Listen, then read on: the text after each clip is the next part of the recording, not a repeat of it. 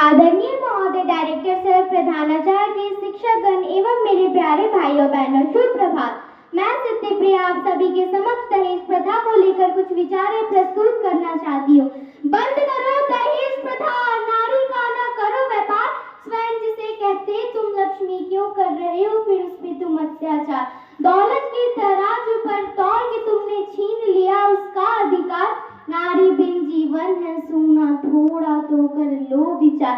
कभी संगीनी कभी भंगिनी बन उसने लुटाया तुम पर प्यार, दौलत के नशे में डूबे ए मानव तुमने छीन लिया उसकी खुशियों का संसार।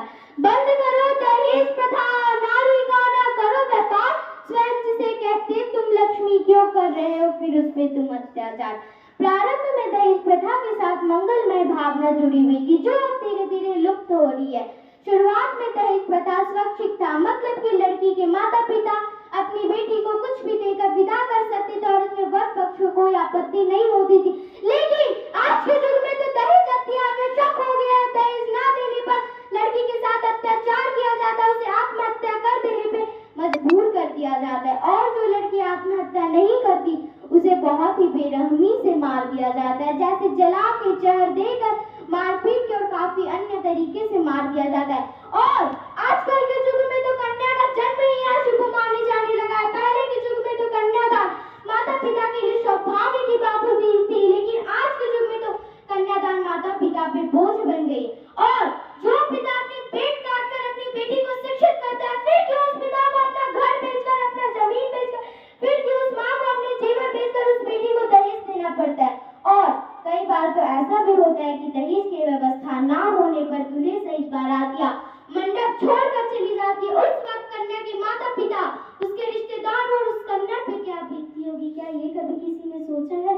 दोस्तों, मैं आप सभी को कुछ दिन पहले की एक घटना बताना चाहती हूँ। एक अंजलि नाम की लड़की थी जिसकी शादी के सिर्फ और सिर्फ 12 दिन हुए थे। उसके पति ने सिर्फ दहेज की वजह से उसे बहुत ही बेरहमी से मार डाला।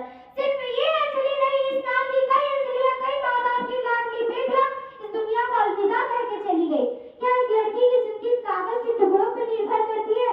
क्या उनकी जिंदगी का क्या कोई मोल नहीं? इतनी सारी घटना हो जाने के बावजूद भी हमारी सरकार दहेज विरोधी कानून बनाकर क्या ही कर रही है? ऐसे कानून का क्या फायदा जो हमारे अनमोल बेटियों को नहीं बचा सकती, जो उन दरिंदों को सजा नहीं दिला सकी। परंतु सामाजिक चेतना के बिना इस कानून के इस बल पर इस समस्या का समाधान नहीं पाया जा सकता। इस समस्या का समाधान सिर्फ दो पक्ष है, जनता और शासन।